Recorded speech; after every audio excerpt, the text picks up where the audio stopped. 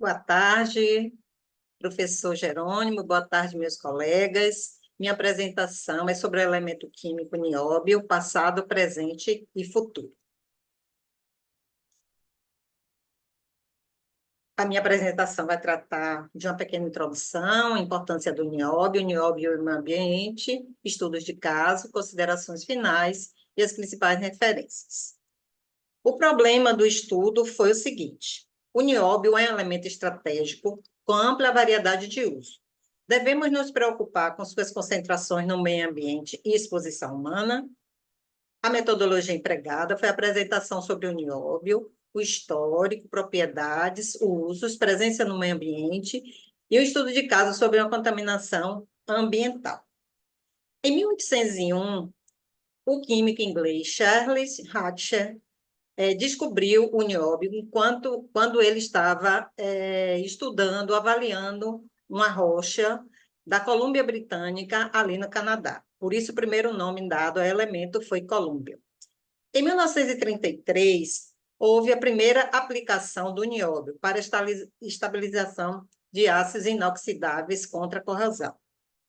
Em 1950, a União Internacional de Química Pura e Aplicada, IUPAC, estabeleceu o nome oficial para o elemento como nióbio.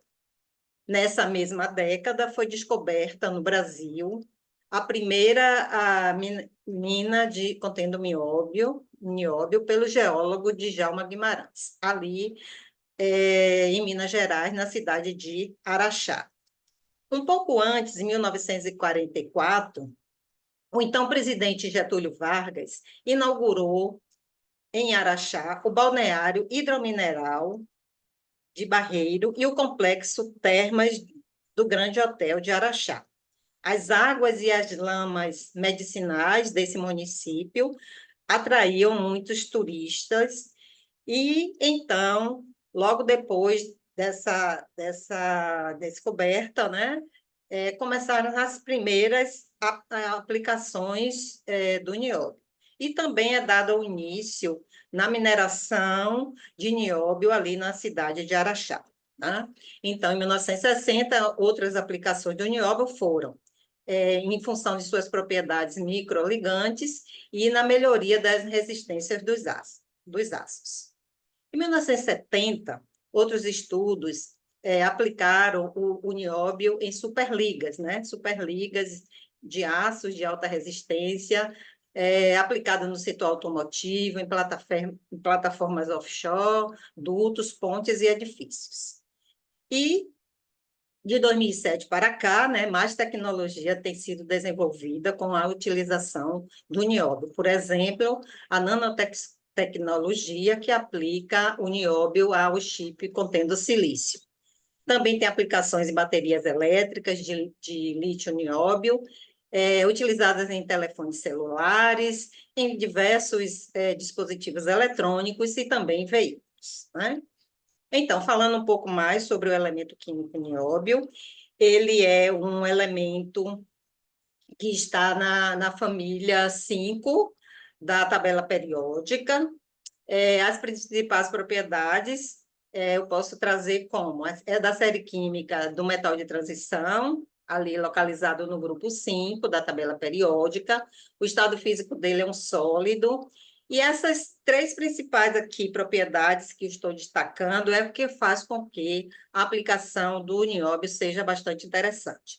Ele tem ponto de fusão 2.477 graus Celsius, a densidade de 8,57 gramas por centímetro cúbico, um pouco maior do que a densidade do ferro. E ele tem propriedades supercondutores, né? Um supercondutor é aquele que não oferece ou oferece baixíssima resistência à passagem da corrente elétrica.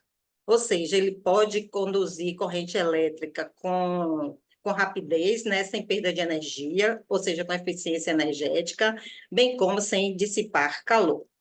Ele é um metal também dúctil, ou seja, ele pode se deformar sem apresentar trincas ou rachaduras.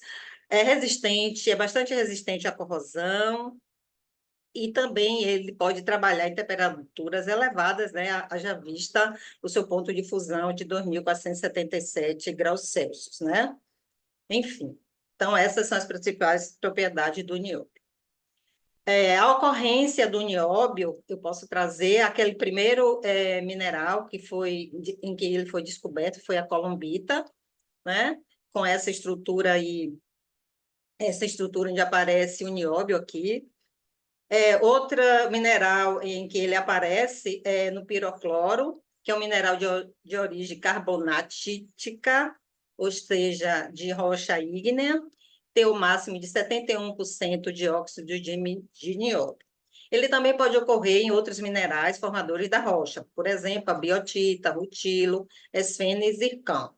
O nióbio tem abundância de 12 mais ou menos 2 ppm na crosta terrestre.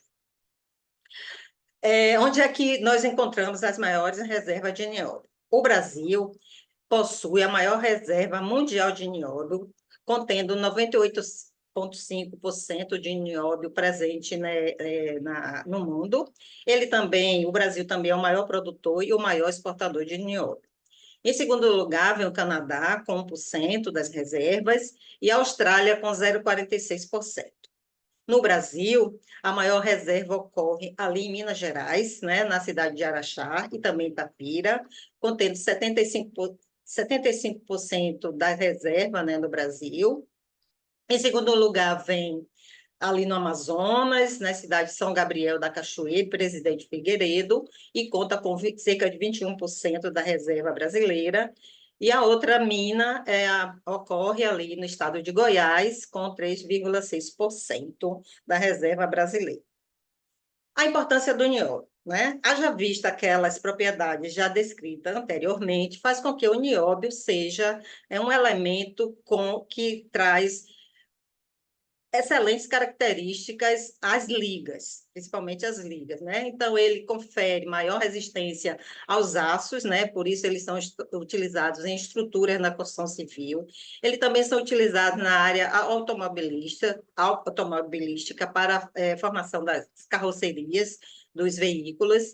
Ele também é utilizado no setor aeroespacial, ou seja, como ele resiste a altas temperaturas, né? Então as turbinas, os motores de propulsão, então as ligas contendo nióbio são bastante resistentes e aplicáveis no setor de energia, e moduladores para comunicação, pela facilidade, né, de transporte de informações, e também é utilizado na área médica, nos equipamentos de ressonância magnética, bem como em implantes dentários e implantes ósseos. Isso faz com que essa dimensão econômica e tecnológica, né, o nióbio se destaca. Agora, do ponto de vista ambiental, né, o nióbio é um elemento estratégico, com ampla variedade de uso, como já falei. Mas devemos nos preocupar com suas concentrações no meio ambiente, então é isso que eu quero trazer um pouco do nióbio nesse aspecto ambiental. As referências estudadas, eu observei que nas barragens de rejeitos das mineradoras e também nos resíduos de equipamentos eletrônicos é que nós encontramos a maior fonte de nióbio no meio ambiente. Das barragens de rejeitos, né, eles podem passar para as estações de tratamento de efluentes. Isso também pode fazer com que ele entre em contato com as águas superficiais. As águas superficiais também podem ter contato com as águas subterrâneas e eles podem estar sendo captados para tratamento de água e fornecimento de água potável. Do ponto de vista dos equipamentos eletrônicos, eles podem estar depositados de forma inadequada no solo, vindo também a contaminar águas subterrâneas e também passar por uma extração e tratamento de água e chegar na água potável. Outras referências também admitem que o nióbio é um contaminante emergente. Então, essas três referências de Salvoe,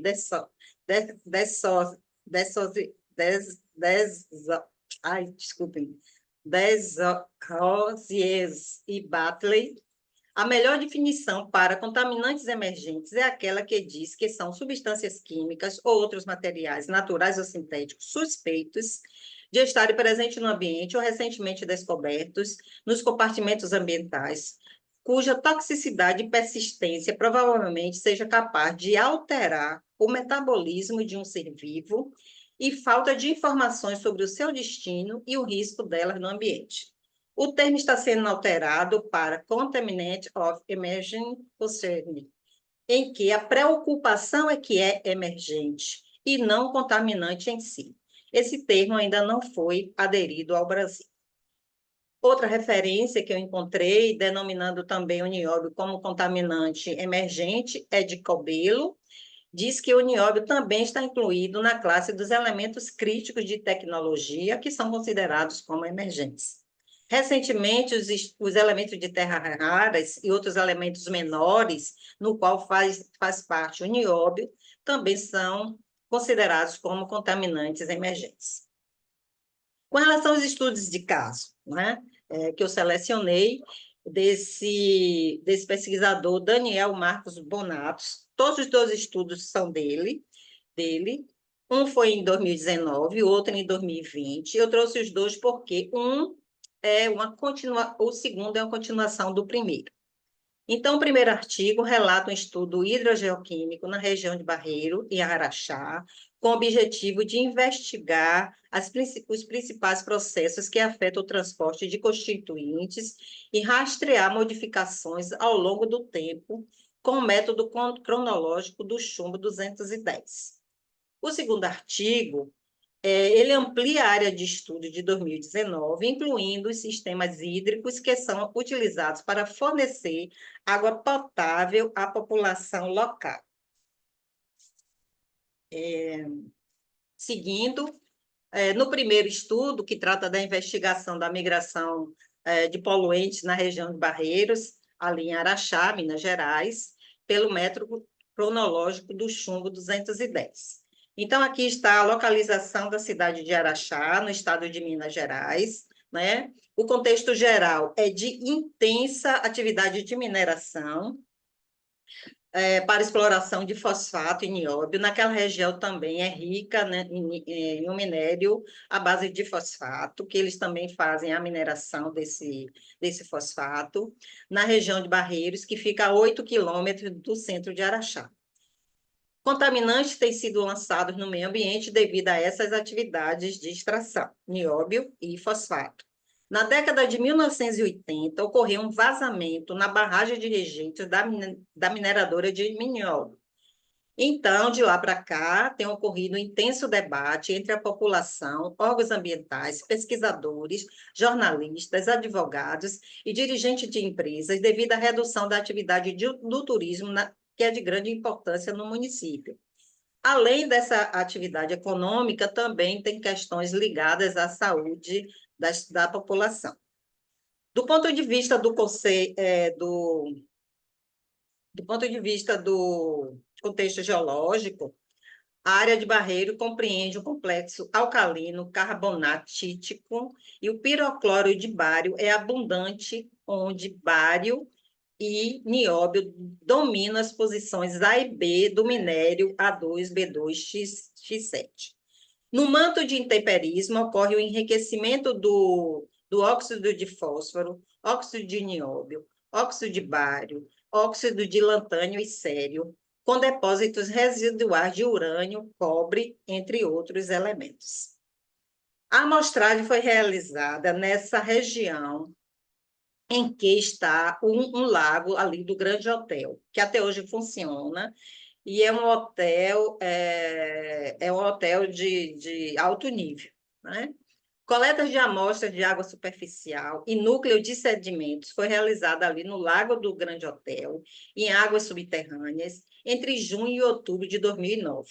Os pontos de amostragem deviam-se às condições topográficas favoráveis para receber as águas superficiais e efluentes das principais áreas de mineração, que são do fertilizante fosfatado e do nióbio. Então, está aqui o Lago do Grande Hotel, e esses 3 pontos aqui, esses 4 pontos aqui em vermelho são os pontos de amostragem. Aqui está a localização da mina de fosfato, e a mina de nióbio aqui mais abaixo. Então, quais foram os principais resultados, né? As análises químicas do núcleo dos sedimentos amostrados na região ali de Barreira.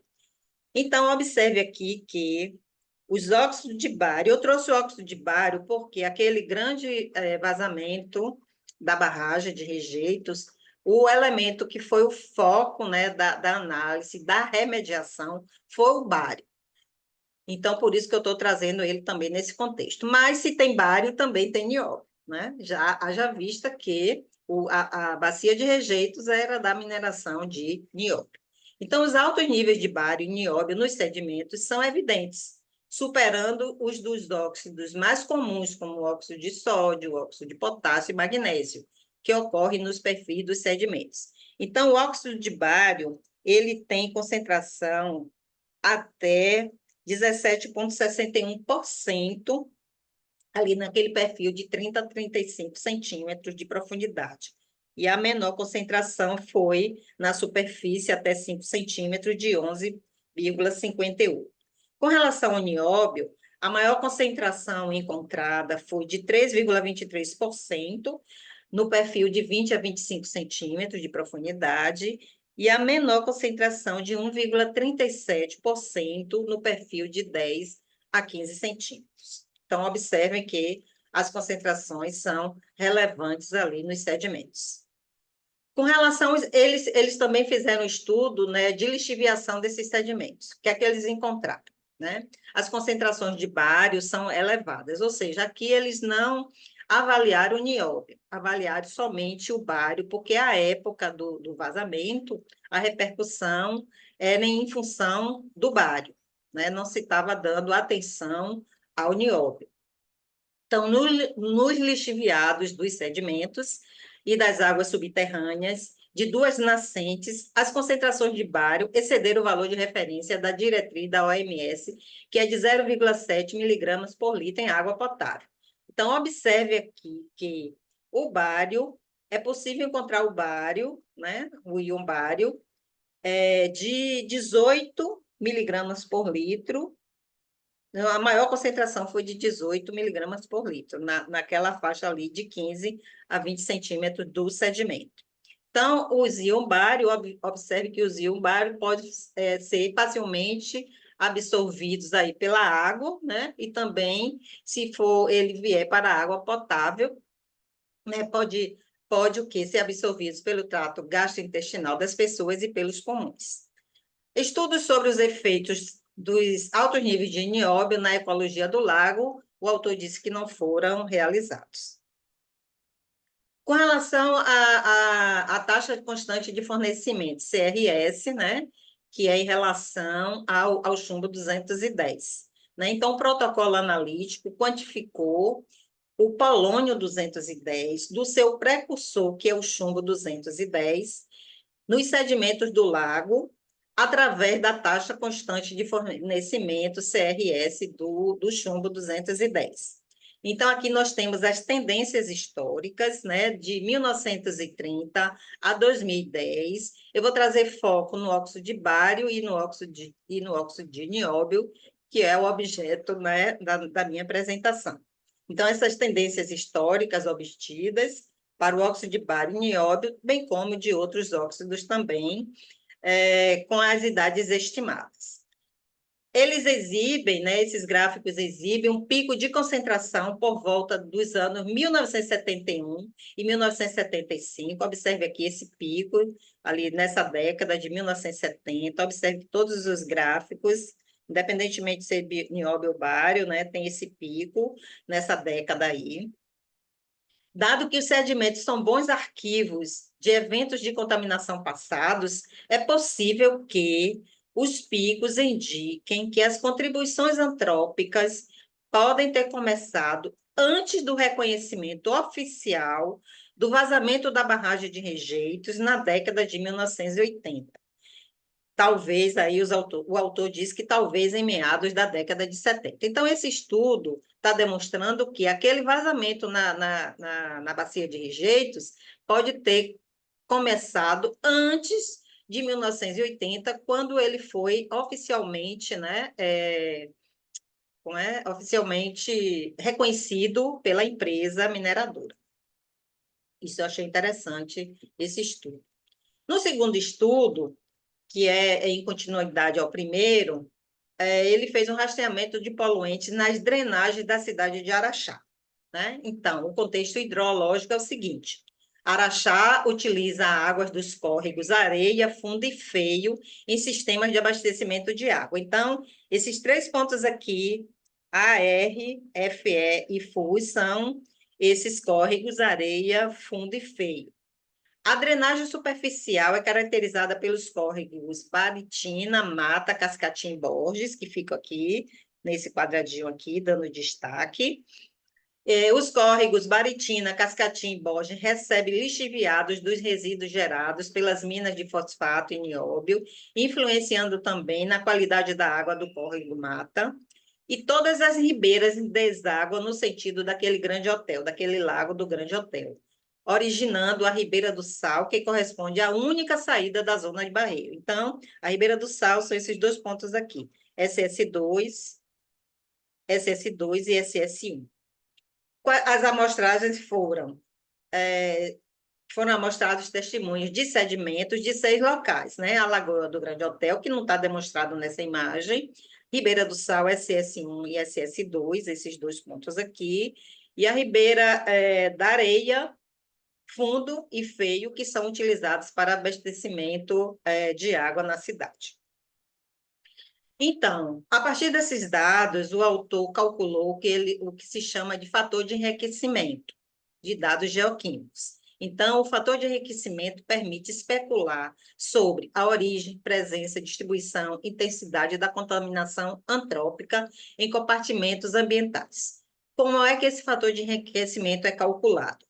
Ele é função do numerador, que é a razão da concentração do constituinte, I, e a concentração de um elemento de referência, RE, na amostra. E dividido, o denominador é a mesma razão do NAS, que é um composto de xisto norte-americano que é utilizado como um padrão. O RE é um elemento conservador de origem natural no local da amostra.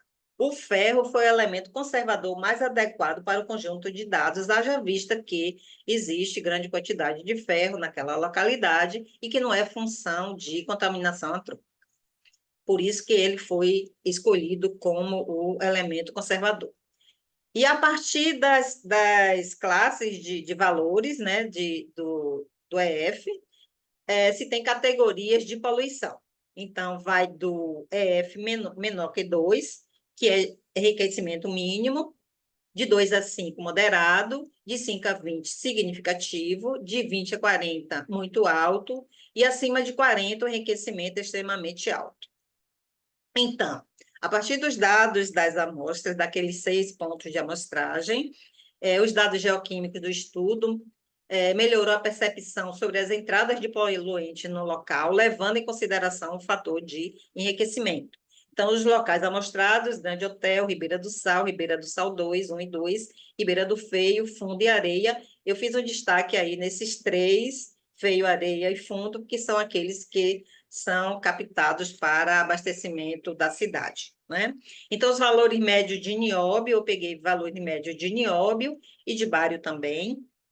O de nióbio no Grande Hotel dá 2%, né? É o local onde tem maior concentração de nióbio nos sedimentos, e o fator de enriquecimento deu 173. Então, a classificação da poluição é extremamente alta.